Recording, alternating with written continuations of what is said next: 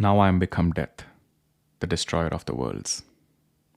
Give it up for Oppenheimer, guys. They had a fantastic night last night at the Academy Award ceremony, bagging 7 Oscars out of 13 nominations that they had. That was just fantastic to watch. This podcast is going to be about Oppenheimer, about those 7 awards and those technicians who got those awards. Few words and thoughts on that from me. Hey guys, this is Gautam here, and welcome to my channel, Chocolate Coffee Conversations. I love cinema. I love talking about cinema. I take cinema really seriously. So I thought, you know what? Whatever episode that I'm going to do, whatever the podcast that I'm going to do about cinema, I'm going to bring it under the label called Seriously Cinema. Dramatic, right? Well, cinema is all about drama.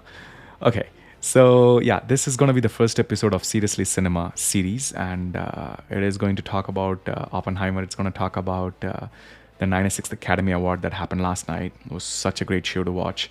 Actually, I recorded a podcast just an hour before the Oscar began, and I wanted to talk about all the 10 feature films that were nominated in the Best Film category. But somehow the podcast wasn't up to my satisfaction level, so I didn't really, went ahead and edited it, and then the Oscars started. So I was trying to watch Oscars. That was even more important for me. So when I watched it, I thought, you know what? Okay, now I don't think the 10 movie list that I was planning to talk, or the one that I recorded, doesn't even apply much anymore because now the award's out. But definitely, I would do them if somebody's requesting to talk about all those 10 films, because I've watched 5 of them personally, and I've read about the other 5 at various different articles and websites and interviews and stuff that I've watched, and all of them are equally great. Like it's one of the best thing about 2023 Oscars was all the 10 movies that were selected are equally good in their own categories. Like none of them are a little below than the other is what I felt. But I was deeply rooting for 2 films specifically. And I was not able to pick sides, even though I was kinda had the idea that Oppenheimer might win the award because it won the BAFTA and the Golden Globe. So there was already enough momentum to this movie. So there was a big chance that it might win the Academy Award too, the Oscars as well. But that was the only reason why I had a little bit of extra soft spot for this movie. But I was equally rooting for 2 movies, and the second movie was The Killers of the Flower Moon, directed by Martin Scorsese, which was fantastic. It's a brilliant movie to watch. The cast was so good, the story was so good, the narration was so good. Lily Gladstone, the Native American actress who was in the nomination list for Best Actress, I was really rooting for her to win it because she did a fantastic job. And so was Emma Stone, for that matter of fact. I've watched half of Poor Things. I couldn't really finish it. And the lensing, the shot, it's mesmerizing. And what she has done with the character, it's just amazing to watch for sure. And the story itself, it's almost like Frankenstein, but set up in a different way. And Yorgos Lanthimos, he's the director. He's the Greek director of that movie. I mean, he's the Greek director and he's the director of the movie. He has done some fantastic artistic things in that movie to watch for sure. I've only watched half of it and I'm already satisfied. And I could, I'll finish the full, and for sure it'll be a great watch. I'm sure about it. But anyways, I mean, it was a tough competition as I mentioned, and Oppenheimer stood apart, and they bagged not just 1, 2, or 3, 7 Oscars, and all of them are major categories for sure. So let's see what were the 7 categories first, and I would dive a little deeper into that. So the first category, I'll name all the 7 first. So they won for the best editing, best cinematographer, best music, best supporting actor, best actor, best director, and best feature film. So everything is a powerful category for them to win for sure. And let me talk about the edit first. So Jennifer Lame, she's the editor of this movie. Well, she has already collaborated with Christopher Nolan earlier in Tenet. That was a fantastic movie too. I love the edit of that movie as well. And she has done Black Panther Part 2, Wakanda Forever. Her work's really commendable. But with Oppenheimer, when you watch the movie, if you haven't, you will know how important the edit part is, because the story flows through two different timelines and it's sort of non-linear as well. So there is lots to convey, and Christopher Nolan really conveyed a lot through images, through music. So edit plays a bigger part in terms of stitching all of them together and presenting us. So she does deserve that. And this is her first Oscars. Well, there's lots of debut Oscar winners in Oppenheimer team, which is another happy news for sure. So she's one of them. She's a debut Oscar winner, and she has won for the best editor. The next one is best cinematographer, and it's for Hoyte van Hoytema. He's a great guy. I follow his Instagram page. He makes small videos. He teaches techniques and he explains how he shoots and stuff. He's a fantastic person, and he has a long collaboration with Christopher Nolan, starting from Interstellar, and that's one of my favorite films of Christopher Nolan. And everything is at its best, and cinematography obviously is at its best for that movie. But he's winning the Oscar for the very first time, and he's winning it for Oppenheimer. I'm really happy that he's winning it for this movie, because the visual quality that's been achieved in this movie, and not just the quality, but actually the actual visuals of the Trinity test, or the molecules racing around. What Christopher Nolan has done with this movie is he has actually tried to take all the audiences inside the mind of Robert J. Oppenheimer, the scientist, and he gives us a glimpse of how the Oppenheimer's mind was thinking, and that's conveyed through visuals. And to convey that, you need somebody like Hoyte van Hoytema to convince us, to take us to that world, and not letting us out of it, like not letting us disconnect from the image, because the image is so different, but just blend it with the character itself. So he had done a fantastic job. So kudos to him. Okay, the next category is best music, best original score, and it's Ludwig Göransson.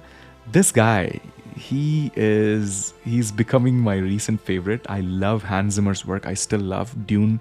Is just phenomenal. I'm waiting for next year's Oscar, because Dune 2 is gonna really line up a lot of nominations for sure, and including the best music. But what Ludwig has done with this movie is just amazing.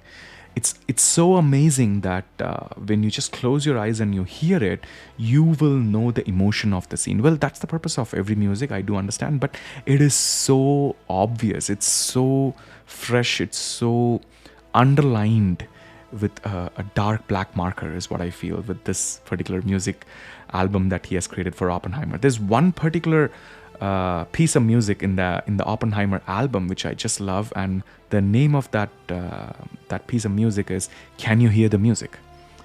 And it actually happens right after a very fantastic line in that movie. A professor says to then student Oppenheimer that mathematics is like music.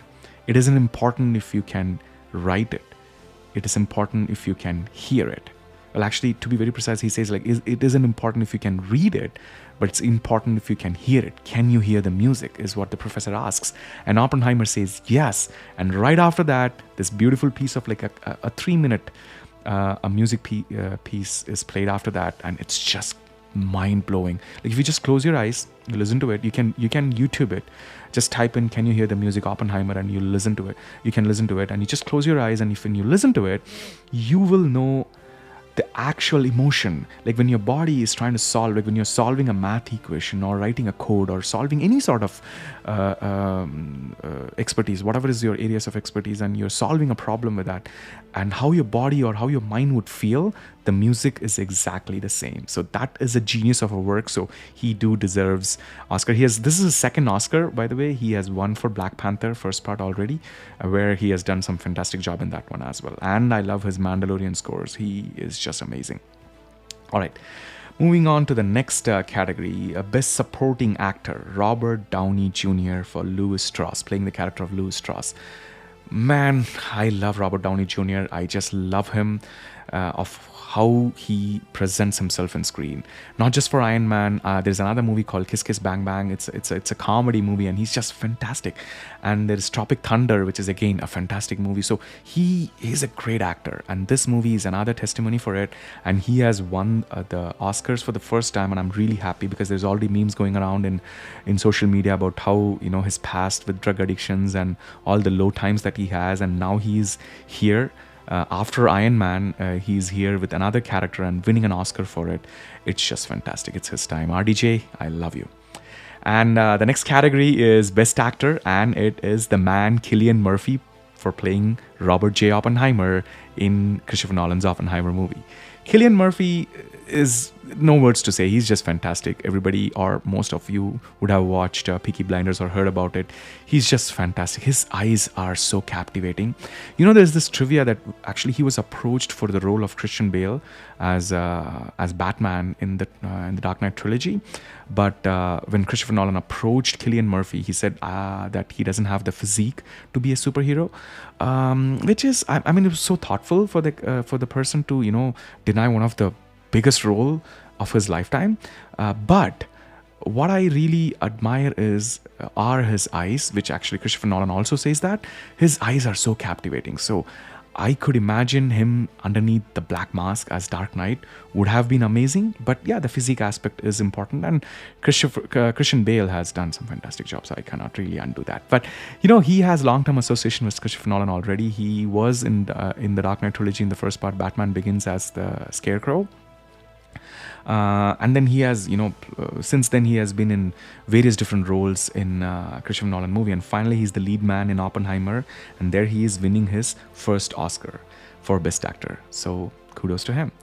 And the next category is my favorite category, Best Director, and it's gone for, again, Oppenheimer. Well, obviously I'm talking about Oppenheimer. So yes, it is Christopher Nolan for Oppenheimer. It's long time due. He was supposed to win Oscars way before is what I feel. And he was actually nominated for Best Director for Dunkirk, which unfortunately he didn't win it.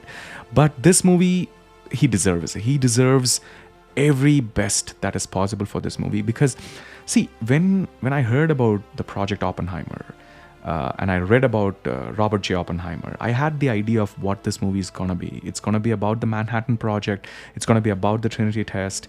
Probably it's going to be about the trial that happens after, because there was lots of mentioning of the trial that happened after, with the whole controversial thing that happened with Robert J. Oppenheimer in the internet. So I kind of had the sense that what this movie is going to be about.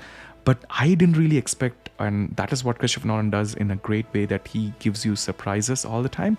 He pushed the envelope so much that he actually made us realize, or made us actually travel inside the mind of a scientist, which is never done before. Actually, I would say it is so cinematically conveyed, like how Robert J. Oppenheimer would have thought, would have responded. What was his mind thinking? How was he reacting? What was the sound that he was liking? What was the visuals that was playing inside his head? These things were captured in such an aesthetically strong manner. And at the same time, he managed to narrate a complex story in a non-linear fashion with some great characters around, and all of them are scientists. So yet he makes us a convincing movie where it's not really like a documentary science jargon, but it's an exciting fiction, not a fiction actually, it's an exciting scientific drama is what I see. So director Christopher Nolan deserves the Oscar for this for sure. And the final category, everybody knows, is the Best Picture category for Oppenheimer. Yes, this film has everything that's possible. It has the best crew, it has the best technicians, it had a wide release. I'm not overshadowing this movie with any other movies. As I said, like all the 10 movies that were nominated, including Barbie. And why I'm saying including Barbie is because it's not considered to be one of those serious movies. But what I would say is Barbie is a serious movie. Greta Gerwig has done a fantastic job with it. I love her work in general, and she has done it again in Barbie. The theme that she has discussed, especially at the very end, of how women perceives women, is a fantastic point that she has made with Barbie. But what I'm saying is, like, all 10 movies deserve to be great. But the reason why Oppenheimer really stands apart is it's the idea. It's pushing the limit to an extent, and still making the audience travel with the characters, travel with the plot is something that's amazing, and it's been done fantastically by the entire team. And obviously, Emma Thomas, the wife of Christopher Nolan, is the producer, and she receives the award for Best Picture. And she's a fantastic person.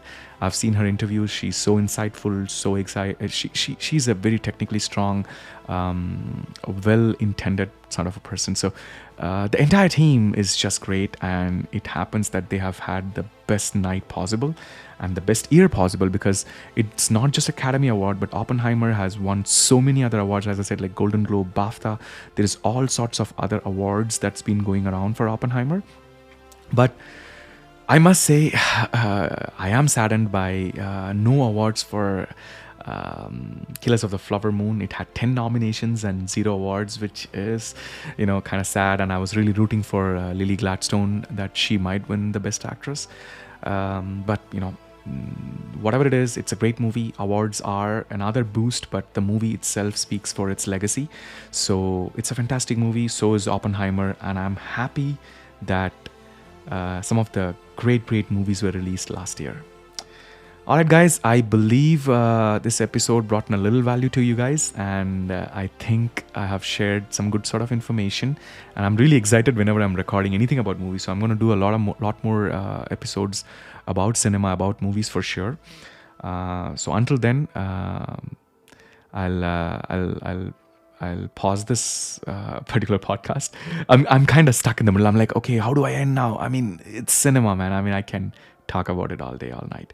Anyways, as I always say, let's join our hands together and make this world a better place. Until I see you in my next podcast, this is Gautam signing off, saying Magilchi.